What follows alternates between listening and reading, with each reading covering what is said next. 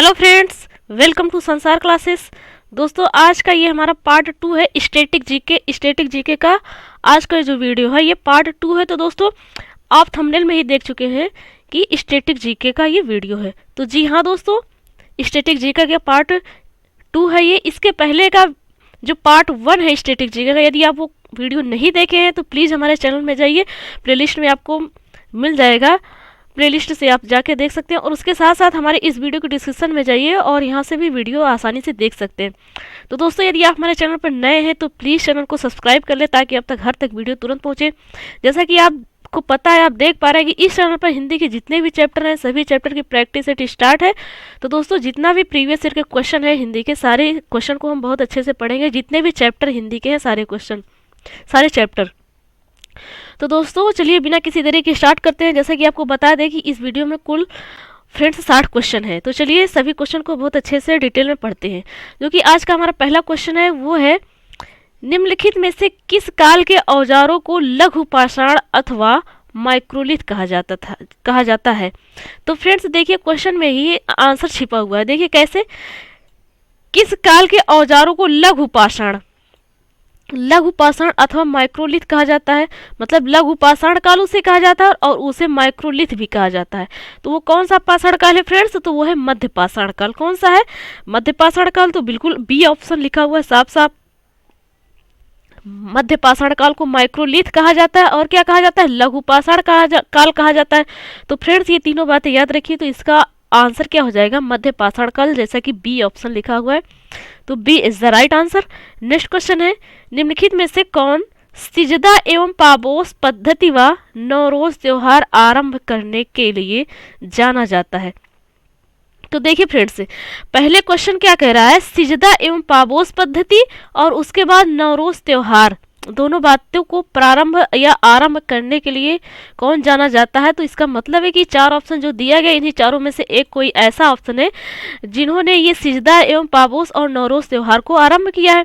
तो फ्रेंड्स, जो सिजदा होता है, सिजदा का मतलब क्या होता है? सबसे पहले ये समझिए, सिजदा का मतलब होता है घुटने पर बैठकर सम्राट के सामने सिर झुकाना।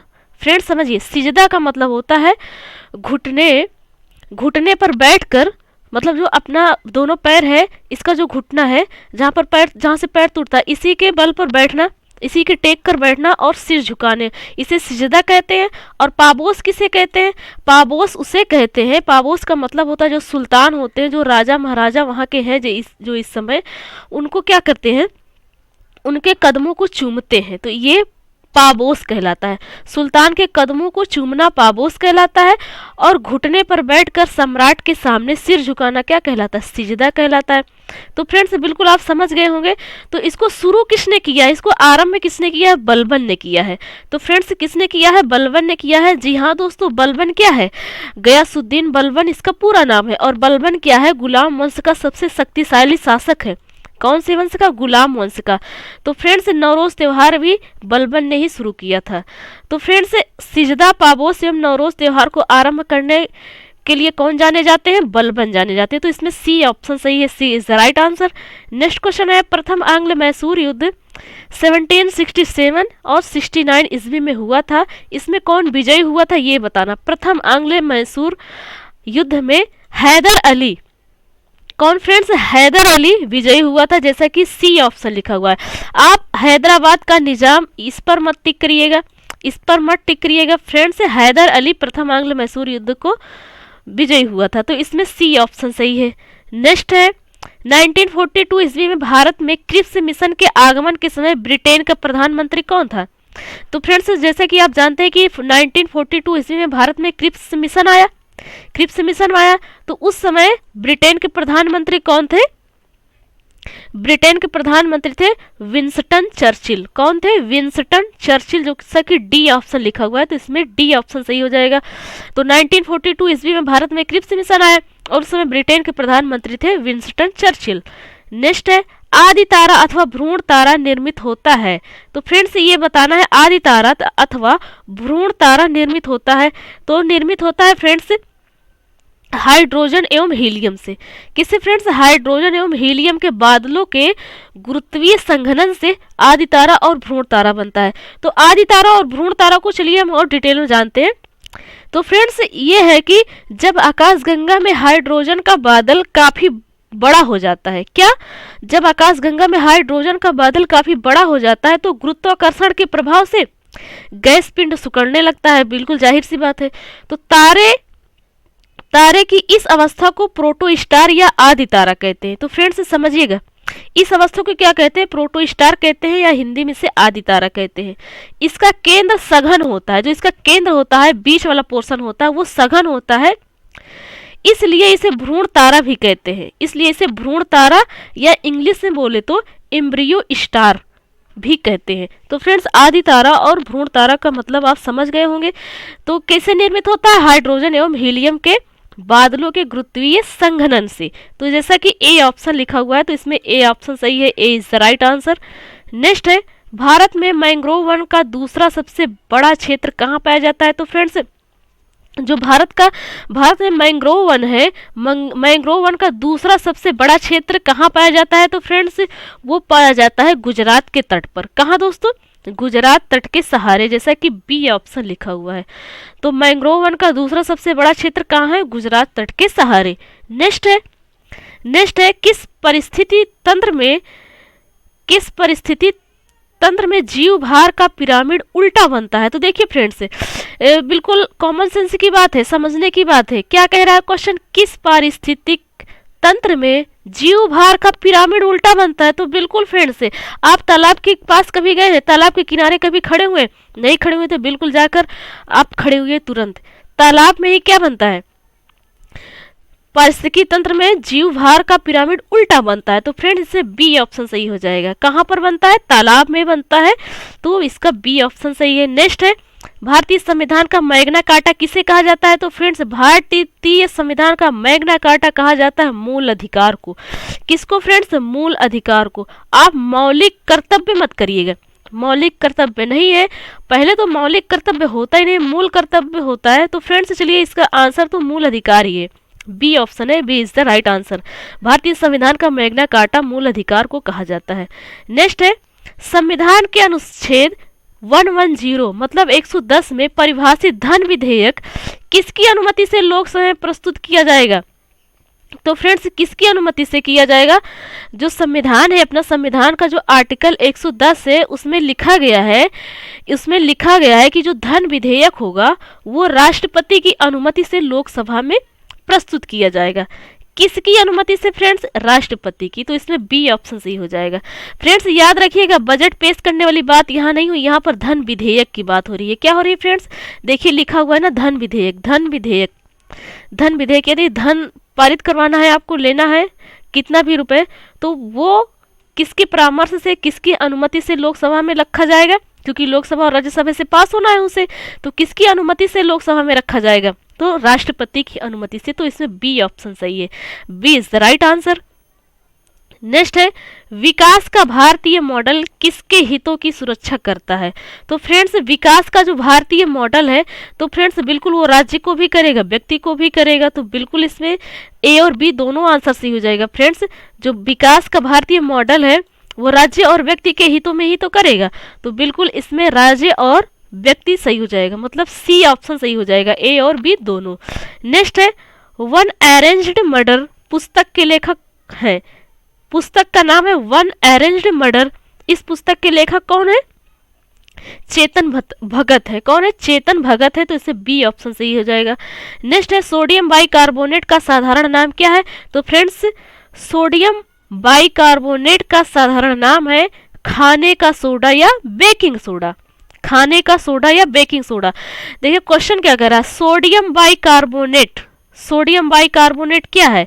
सोडियम बाइकार्बोनेट खाने का सोडा या बेकिंग सोडा का रासायनिक नाम है।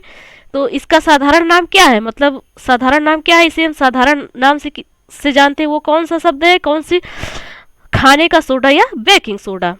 नेक्स्ट है, निम्नलिखित में से कौन सा एक लोहे का अयस्क है? तो फ्रेंड्स लोहे का अयस्क कौन है फ्रेंड्स? लौह उल्का। लोहे का अयस्क कौन है?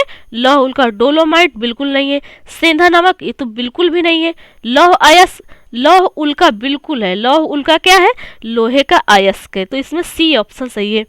नेक्स्ट है अल्बर्ट साबिन को खाली स्थान लिखा हुआ है, इसमें बताना है आपको कौन सा ऑप्शन होगा। अल्बर्ट साबिन को विकसित करने के लिए जाना जाता है, मतलब अल्बर्ट साबिन कुछ है, क्या है? ऑप्शन से पता चल जाएगा, जैसे चेचक का टीका, पोलियो का टीका, पेनिसिलिन, हेपेटाइटिस बी का टीका।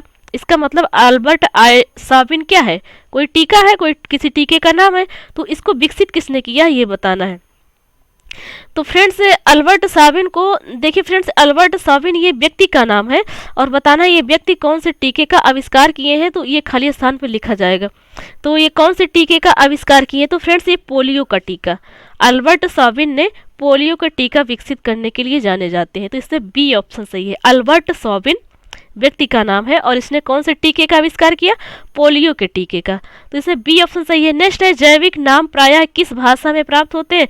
तो फ्रेंड्स जैविक नाम प्रायः लैटिन भाषा में प्राप्त होते हैं, इसमें बी ऑप्शन सही है। नेक्स्ट है रोडोफाइसी के सदस्यों को प्रायः खाली स्थान उसके बाद शैवाल कहते हैं। तो फ्रेंड्स रोडोफाइसी के सदस्यों को प्रायः लाल शैवाल कहते हैं। क्या कहते हैं फ्रेंड्स? लाल शैवाल कहते हैं। तो इसमें सी ऑप्शन सही है। C is the right answer. Rhodophyceae के सदस्यों को प्रायः लाल शैवाल कहते हैं। नेक्स्ट फ्रेंड्स जब हम किसी मशीन का उपयोग करते हैं तो उत्पन्न ऊष्मा नष्ट हो जाती है। यह ऊष्मा फिर खाली स्थान लिखा हुआ है के कारण होती है। यह ऊष्मा किसके कारण होती है ये बताना है। क्वेश्चन क्या कह रहा है? जब हम किसी मशीन का उपयोग करते हैं, तो जाहिर सी बात है आप छोटी बड़ी कोई भी मशीन का उपयोग किए ही होंगे, तो याद करिए वो जब हम किसी मशीन का उपयोग करते हैं तो उत्पन्न ऊष्मा नष्ट होती है, हो जाती है। जो ऊष्मा होती है उत्पन्न होती है वो नष्ट हो जाती है। वह ऊष्मा किसके कारण होती है? तो फ्रेंड्स ये बताना है हमें। तो ये होती है घर्षण के कारण। किसके कारण? घर्षण के कारण। तो इसमें बी ऑप्शन सही है। नेक्स्ट है आपतित किरण आपतन बिंदु पर खाली स्थान और परावर्तित किरण सभी एक तल में होते हैं। इस जगह पर आपको बताना है क्या लिखा जाएगा। आपतित किरण आपतन बिंदु पर अभिलंब और परावर्तित किरण सभी एक तल में होते हैं। तो क्या लिखा जाएगा फ्रेंड्स? अभिलंब में लिखा जाएगा, जैसा कि सी ऑप्शन लिखा हुआ है। तो क्या हो जाएगा? आपतित किरण आपतन बिंदु पर अभिलंब और परावर्तित किरण सभी एक तल में होते हैं। तो इसमें सी ऑप्शन सही है, अभिलंब। नेक्स्ट है माइक्रोसॉफ्ट वर्ड में खाली स्थान लिखा हुआ है, इसमें बताना है कि ये चार ऑप्शन में से कौन सा ऑप्शन जो है लिखा जाएगा। तो क्वेश्चन चलिए पढ़ते हैं। माइक्रोसॉफ्ट वर्ड में हमें चुने गए पैराग्राफ को दाईं ओर खिसकाने की अनुमति देता है। तो फ्रेंड्स हम यदि माइक्रोसॉफ्ट वर्ड में काम कर रहे हैं और हमें दाईं ओर क्या करना है, पैराग्राफ को क्या बताया जा रहा है? पैराग्राफ को दाईं ओर खिसकाने की अनुमति को क्या कहते हैं? अनुमति देता है तो वो क्या कहते हैं? दाईं ओर मतलब इंक्रीज करना। दाईं ओर मतलब इंक्रीज करना, तो इंक्रीज इंडेंट हो जाएगा। बिल्कुल इसमें बी ऑप्शन सही है। B is the right answer. B is the right answer. और यदि बाएं साइड करते हैं तो डिक्रीज इंडेंट में हो जाएगा, तो वहां पर ए ऑप्शन लगाना पड़ेगा। तो फ्रेंड्स इसमें बी ऑप्शन सही है, इंक्रीज इंडेंट। नेक्स्ट है निम्नलिखित में से किस गवर्नर जनरल पर इंग्लैंड की संसद में महाभियोग की कार्रवाई हुई थी? देखिए फ्रेंड्स बहुत अच्छा क्वेश्चन आ गया, बहुत अच्छा क्वेश्चन आ गया। क्वेश्चन क्या कह रहा है? किस गवर्नर जनरल पर इंग्लैंड की संसद में महाभियोग की कार्रवाई हुई थी? मतलब वही गवर्नर जनरल था अपने भारत में। ये व्यक्ति, ये कौन सा व्यक्ति है ये बताना है आपको। कौन है गवर्नर जनरल? तो ये गवर्नर जनरल, इसको क्या किया गया था? इंग्लैंड की संसद में इसे महाभियोग की कार्यवाही हुई थी, महाभियोग द्वारा इसे हटाया जा रहा था। तो वो कौन है? वारेन हेस्टिंग है फ्रेंड्स। बहुत नाम सुने, बहुत बार इनका नाम सुने होंगे, बहुत चर्चा में रहते हैं, वारेन हेस्टिंग। तो इसमें ए ऑप्शन सही है। कौन है? वारेन हेस्टिंग गवर्नर जनरल पर इंग्लैंड की संसद में महाभियोग की कार्रवाई हुई थी। तो इसमें ए ऑप्शन सही है। नेक्स्ट है प्रेस की स्वतंत्रता भारतीय संविधान के किस अनुच्छेद से मिलती है? तो फ्रेंड्स प्रेस की स्वतंत्रता, इसका मतलब क्या है? स्वतंत्रता हमें कौन से कहां पर मिली है? मूल अधिकार में मिली है, मूल मौलिक अधिकार में मिली है। तो फ्रेंड्स प्रेस की स्वतंत्रता की बात की जा रही है, इसका मतलब मौलिक अधिकार के आर्टिकल में किसी एक आर्टिकल में होगा। तो भारतीय संविधान के किस आर्टिकल में है? तो फ्रेंड्स आर्टिकल 19 में है। अनुच्छेद 19, जैसा कि ए ऑप्शन लिखा हुआ है साफ साफ। इसमें प्रेस की स्वतंत्रता भारतीय संविधान में प्रेस की स्वतंत्रता दी गई है आर्टिकल 19 में। नेक्स्ट है, निम्नलिखित में से किस ग्रह का कोई उपग्रह नहीं है? तो फ्रेंड्स कौन सा ग्रह है जिसका कोई उपग्रह नहीं है? तो फ्रेंड्स ना ही बुध के हैं और ना ही शुक्र के हैं। यदि आप पढ़े होंगे तो आपको बहुत अच्छे से पता है। तो ना ही शुक्र के हैं ना ही बुध के हैं, तो इसमें ए और बी ऑप्शन सही हो जाएगा, जैसा कि डी ऑप्शन लिखा हुआ है ए तथा बी, तो डी ऑप्शन सही है। नेक्स्ट है, ब्लीचिंग पाउडर का सूत्र है। तो फ्रेंड्स ब्लीचिंग पाउडर का सूत्र क्या है? CaOCl2। क्या है? CaOCl2, जैसा कि ए ऑप्शन लिखा है CaOCl2। क्या है फ्रेंड्स ब्लीचिंग पाउडर का सूत्र? CaOCl2 ब्लीचिंग पाउडर का सूत्र, तो इसमें ए ऑप्शन सही हो जाएगा, A is the right answer. Next है, भारतीय संविधान के अनुसार संसद के दोनों सदनों का अधिवेशन एक वर्ष में कम से कम कितनी बार बुलाना चाहिए? तो फ्रेंड्स एक वर्ष में कम से कम 2 बार बुलाना चाहिए, तो इसमें बी ऑप्शन सही है, हर 6 महीने पर 1 बार, तो इसमें बी ऑप्शन सही है। नेक्स्ट है, भारत में सर्वाधिक कॉफी उत्पादन किस राज्य में होता है? तो फ्रेंड्स भारत में सर्वाधिक कॉफी उत्पादन कर्नाटक में होता है। फ्रेंड्स कहाँ पर होता है? कर्नाटक में होता है, तो इसमें बी ऑप्शन सही है। नेक्स्ट है, विश्व की जनसंख्या में भारत की जनसंख्या का प्रतिशत कितना है? तो देखिए फ्रेंड्स यहाँ पर विश्व की बात की जा रही है, विश्व की जनसंख्या में भारत की जनसंख्या का कितना प्रतिशत है? तो फ्रेंड्स 17.5% है। कितना है? 17.5% है। इसका मतलब कि जनसंख्या के मामले में भारत सबसे आगे होगा, और होगा भी नहीं तो अब भी तो फिर जनगणना होने वाली है। इस जनगणना से हमें रिकॉर्ड मिल जाएगा कि सबसे ज़्यादा जनसंख्या कहाँ की है? भारत की है, क्योंकि 17.5% सिर्फ भारत की ही है पूरे विश्व से। नेक्स्ट है, विनिवेश का अर्थ है। तो फ्रेंड्स विनिवेश का अर्थ होता है उद्यमों में सरकारी भागीदारी घटाना। क्या होता है? विनिवेश। निवेश एक होता है विनिवेश, मतलब उद्यमों में सरकारी भागीदारी घटाना विनिवेश कहलाता है, तो इसमें ए ऑप्शन सही है, A is the right answer. Next है, मुस्लिम लीग ने पृथक पाकिस्तान का प्रस्ताव कब पारित किया? तो फ्रेंड्स बहुत अच्छा क्वेश्चन आ गया। मुस्लिम लीग ने पृथक पाकिस्तान का प्रस्ताव कब पारित किया? मतलब वो अलग से देश कब मांगने लगे कि हमारा भी एक अलग देश बना दीजिए जिसका नाम पाकिस्तान रहेगा। कब शुरू किया इन्होंने? 1940 में शुरू किया। मुस्लिम लीग ने कब शुरू किया? 1940 में शुरू किया, तो इसमें सी ऑप्शन सही हो जाएगा, C is the right answer. Next है, निम्नलिखित में से कौन सा भारत का एक प्रसिद्ध टाइगर रिजर्व नहीं है? तो फ्रेंड्स 4 ऑप्शन दिया गया, इसमें से एक ऑप्शन ऐसा है, एक ऐसा टाइगर रिजर्व ऐसा नाम है कि उसमें क्या है कि वो टाइगर रिजर्व नहीं है। तो फ्रेंड्स कौन है? पेरियार नहीं है, पेरियार वन्य जीव अभ्यारण्य है, ये टाइगर रिजर्व नहीं है, तो फ्रेंड्स सी ऑप्शन इसका सही हो जाएगा, C is the right answer. Next question है, खेतड़ी निम्नलिखित में से किसके लिए प्रसिद्ध है? तो फ्रेंड्स खेतड़ी किसके लिए प्रसिद्ध है? तांबा के लिए प्रसिद्ध है। किसके लिए फ्रेंड्स? खेतड़ी तांबा के लिए, तो इसमें सी ऑप्शन सही है, C is the right answer. Next है, राष्ट्रीय रक्षा अकादमी स्थित है। तो राष्ट्रीय रक्षा अकादमी जो है वो अपने भारत में कहाँ पर स्थित है? तो फ्रेंड्स ये है खड़गवासला में। कहाँ पर है फ्रेंड्स? खड़गवासला में। तो फ्रेंड्स कमेंट बॉक्स में कमेंट करके हमें बताइए कि खड़गवासला कौन से राज्य में है, ये आपके लिए क्वेश्चन है। नेक्स्ट है, निम्नलिखित में से किस इस्पात कारखानों की स्थापना द्वितीय पंचवर्षीय योजना के दौरान की गई? तो फ्रेंड्स पूछा जा रहा है कि वो कौन सा इस्पात कारखाना है जो द्वितीय पंचवर्षीय योजना के दौरान शुरू की गई है? तो फ्रेंड्स ये है दुर्गापुर, भिलाई, ये भी दूसरी पंचवर्षीय का है, दुर्गापुर भी दूसरी पंचवर्षीय का है, एक है राउरकेला, ये भी दूसरी पंचवर्षीय का है। तो फ्रेंड्स ये तो तीनों हो गया, तीनों क्या है? तीनों ही दूसरी पंचवर्षीय में शुरू हुए हैं, तो इसका मतलब ये सभी आंसर हो जाएगा, तो डी ऑप्शन इसमें सही है। नेक्स्ट है, दक्षिण एशियाई क्षेत्रीय सहयोग संघ सार्क की स्थापना कब की गई? तो फ्रेंड्स कमेंट बॉक्स में कमेंट करके बताइए सार्क का फुल फॉर्म क्या होता है। ये तो फ्रेंड्स जितना क्वेश्चन आपको दिया जाए आप उसे कमेंट करें जरूर। तो फ्रेंड्स दक्षिण एशियाई क्षेत्रीय सहयोग संघ सार्क की स्थापना हुई है 1985 में। कब हुई है? 1985 में। तो इसका ए ऑप्शन सही हो जाएगा। नेक्स्ट है, भारतीय संविधान के किस अनुच्छेद में आपातकाल का प्रावधान है? तो फ्रेंड्स बहुत परिचित होंगे आप उस आर्टिकल से। कौन सा आर्टिकल? 352। 352 आर्टिकल में क्या है? आपातकाल का प्रावधान है। तो इसमें बी ऑप्शन सही हो जाएगा। देखिए बी ऑप्शन लिखा हुआ अनुच्छेद 352, तो इसमें बी ऑप्शन सही है। नेक्स्ट है, भारतीय उपद्रव का पिता किन्हें कहा जाता है? भारतीय उपद्रव का पिता किसे कहा जाता है फ्रेंड्स? तो ये कहा जाता है बाल गंगाधर तिलक को।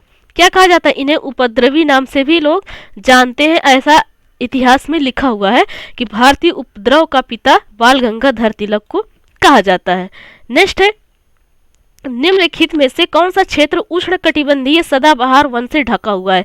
तो फ्रेंड्स अब तो ये समझने वाली बात हो गई। यदि आप पढ़े होंगे जियोग्राफी तो आपको बिल्कुल पता हो गया, क्वेश्चन पढ़ने से ही पता चल गया होगा कि वो कौन सा क्षेत्र है जो उष्णकटिबंधीय सदाबहार वन से ढका होता है। तो सदाबहार वन से कौन ढका रहेगा? जहां पर हमेशा बारिश होती है। जहां पर हमेशा बारिश होती है तो क्या होगा? कौन सा है वो? पश्चिमी घाट है फ्रेंड्स। कौन सा है? पश्चिमी घाट है। पश्चिमी घाट पर क्या है? ये उष्णकटिबंधीय सदाबहार वन से ढके होते हैं। कौन? पश्चिमी घाट। जैसे कि आप पढ़े होंगे सुंदरवन डेल्टा सदाबहार वन, जो कि पश्चिमी एरिया में, जैसे आपके पश्चिम बंगाल में सुने होंगे। तो ये सब क्या है? ये यहाँ पर उष्णकटिबंधीय सदाबहार वन से ये ढका रहता है हमेशा। कौन है? पश्चिमी घाट है। तो इसमें डी ऑप्शन सही है। नेक्स्ट है, पृथ्वी तथा बाह्य आंतरिक के बीच अंतिम रेखा, फिर खाली स्थान लिखा हुआ, कहलाती है। क्वेश्चन समझिए, क्वेश्चन बहुत अच्छा है, समझिए। क्वेश्चन कह रहा है कि पृथ्वी तथा बाह्य आंतरिक के बीच, मतलब जो अपनी पृथ्वी है, ये पृथ्वी, उसके बाद बाहर क्या कहा जा रहा है? पृथ्वी तथा बाह्य आंतरिक के बीच अंतिम रेखा जो होती है, लास्ट की, जहां से खत्म है, वहां की जो सबसे लास्ट में जो किनारे पर है रेखा, उस रेखा को क्या कहते हैं? उस रेखा का नाम बताना है। तो फ्रेंड्स उसे कहते हैं मैग्नेटोपास। क्या कहते हैं? मैग्नेटोपास, जैसा कि डी ऑप्शन लिखा हो, मैग्नेटोपास कहते हैं। नेक्स्ट है, प्रकाश संश्लेषण क्लोरोफिल तथा किसके कारण की उपस्थिति में होता है? तो फ्रेंड्स सूर्य का प्रकाश संश्लेषण क्लोरोफिल तथा सूर्य के प्रकाश की उपस्थिति में होता है।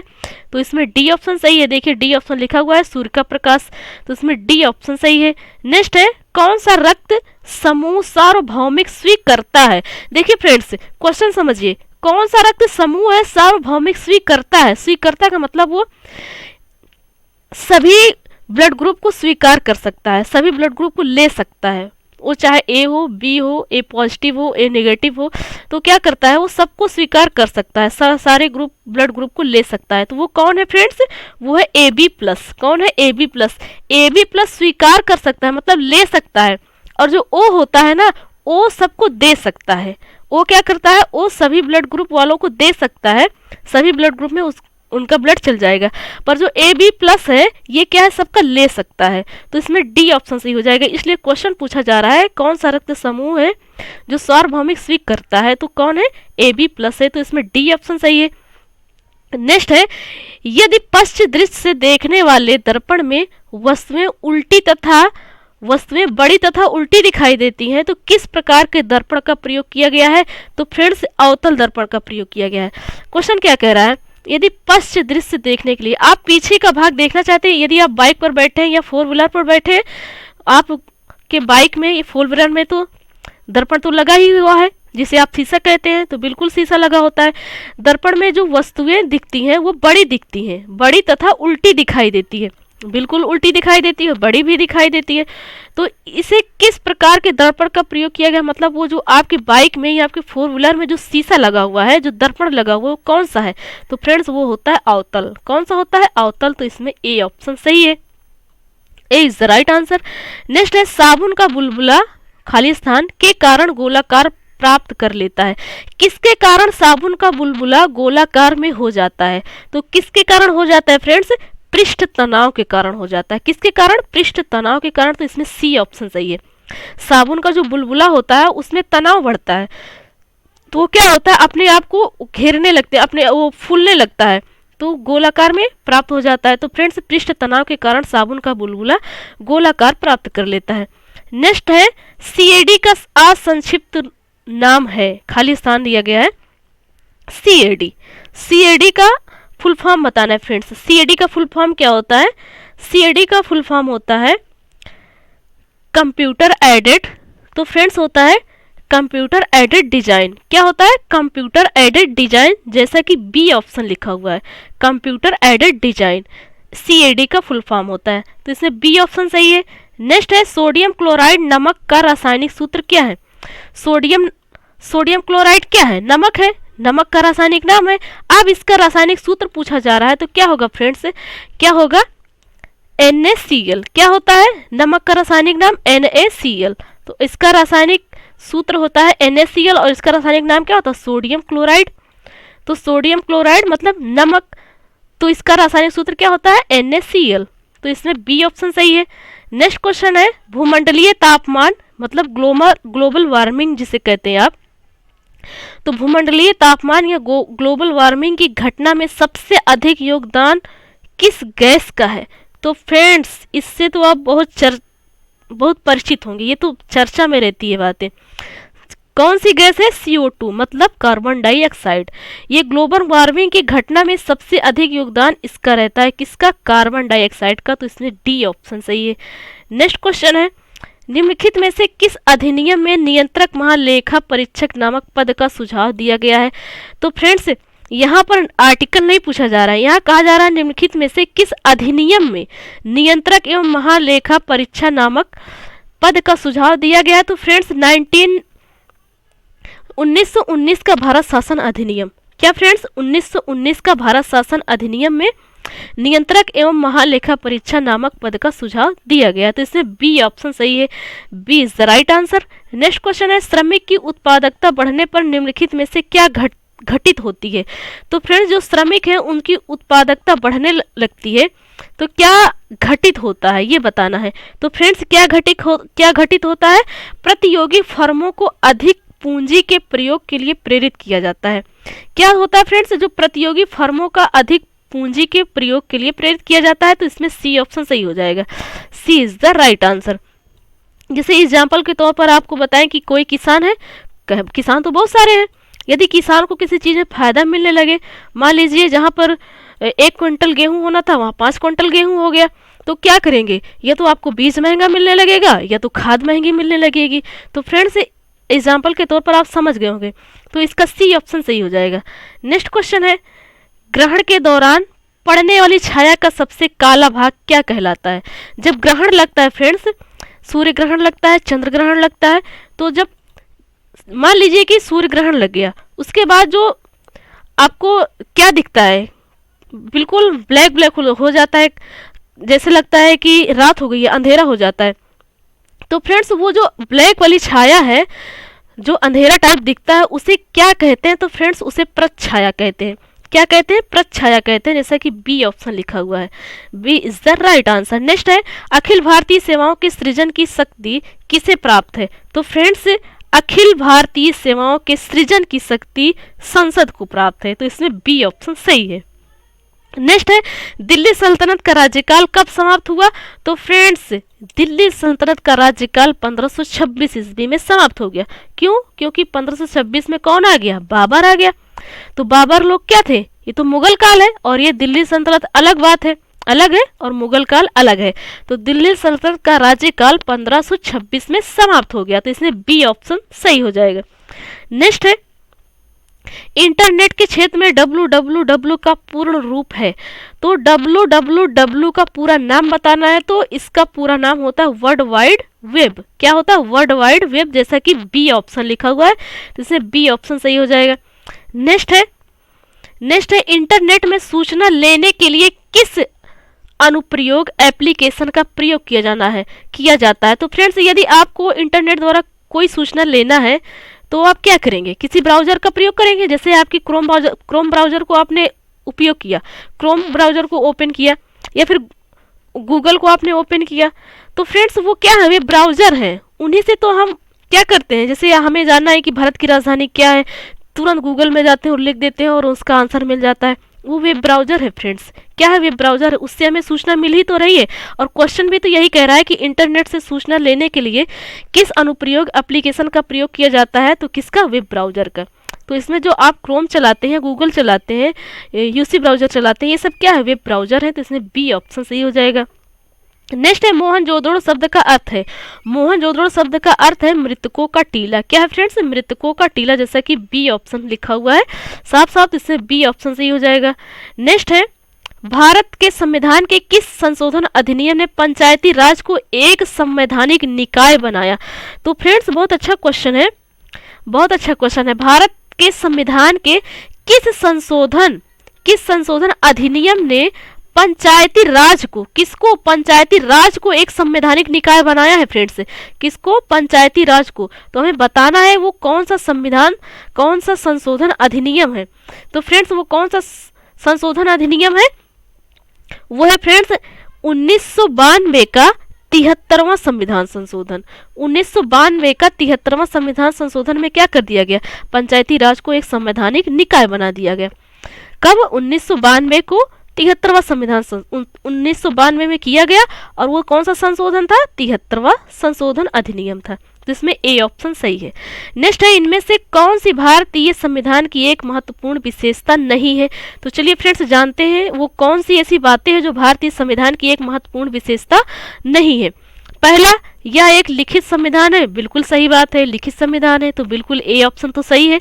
बी ऑप्शन देखते हैं, यह अनुमेय है, इसे संशोधित किया जा सकता है, लेकिन यह अनम्य भी है कुछ भाग के रूप में, यानी इसकी मूल संरचना में संशोधन नहीं किया जा सकता है। बिल्कुल सही बात है, बी ऑप्शन भी सही है। सी है, यह एकल है क्योंकि केंद्र में अधिक शक्ति है, लेकिन यह संघीय भी है क्योंकि शक्ति केंद्र और राज्य के बीच विभाजित है। क्योंकि शक्ति केंद्र और राज्य के बीच विभाजित है, ये भी बिल्कुल बात सही है। नेक्स्ट है, इसे राज्य के राज्यपाल, सांसदों और विधायकों के परामर्श से के द्वारा संशोधित किया जाता है, तो बिल्कुल गलत बात है, बिल्कुल गलत बात है। तो इसमें डी ऑप्शन क्या है? ये भारतीय संविधान की एक महत्वपूर्ण विशेषता नहीं है, तो इसमें डी ऑप्शन सही हो जाएगा। नेक्स्ट क्वेश्चन है इनमें से कौन सा कारक नहीं है जो भारतीय संविधान के निर्माण में योगदान देता है?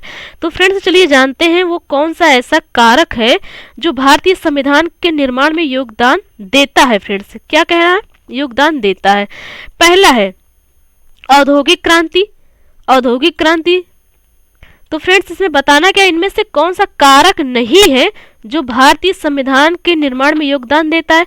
तो ये पहला कारक है जो भारतीय संविधान के निर्माण में योगदान नहीं देता है। पहला ऑप्शन इसमें सही है, औद्योगिक क्रांति।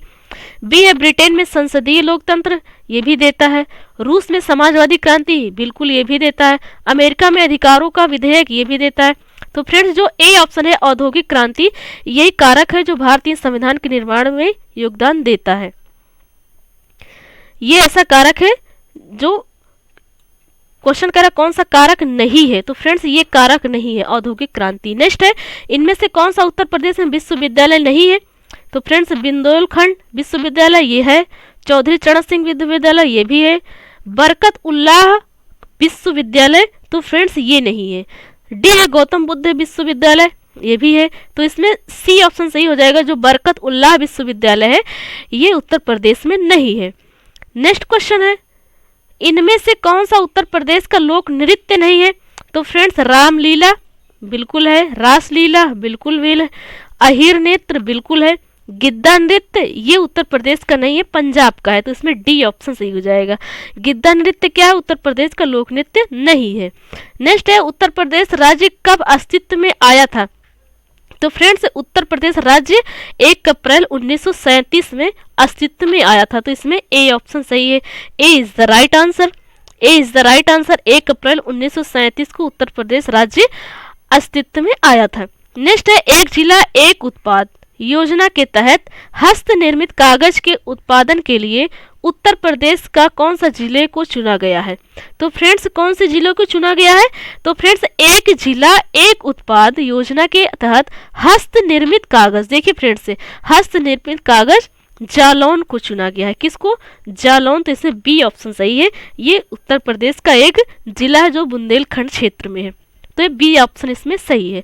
नेक्स्ट है वाल्मीकि का आश्रम ब्रह्मवर्त में था, तो खाली स्थान में है। तो फ्रेंड्स वाल्मीकि का आश्रम ब्रह्मवर्त में था, जो कहाँ पे है, जो कहाँ में है फ्रेंड्स, वो बिठूर में है। कहाँ है, बिठूर में है, तो इसमें ए ऑप्शन सही हो जाएगा। तो ए इज द राइट आंसर। तो फ्रेंड्स ये थे टॉप 60 क्वेश्चन, जो कि आज का हमारा जो पार्ट 2 है स्टैटिक जीके का, इसमें भी हमने 60 क्वेश्चन पढ़ा, और इसका जो पहला पार्ट है उसमें भी हमने 60 क्वेश्चन पढ़ा। तो फ्रेंड्स यदि वीडियो अच्छा लगे तो प्लीज़ वीडियो को लाइक करें और दोस्तों में शेयर करें, और आपको जो भी क्वेश्चन दिया गया उसे कमेंट बॉक्स में ज़रूर कमेंट करके बताइए। तो फ्रेंड्स आपसे रिक्वेस्ट है, यदि आप हमारे चैनल पर नए हैं तो प्लीज़ चैनल को सब्सक्राइब कर लें, ताकि अब तक हर वीडियो तुरंत पहुँचे। दोस्तों ये चैनल नया है, प्लीज़ आपका सपोर्ट चाहिए। यदि आप सहायता करेंगे, आप सपोर्ट करेंगे, तो बिल्कुल ये चैनल आगे बढ़ेगा। Thanks for watching and awesome day.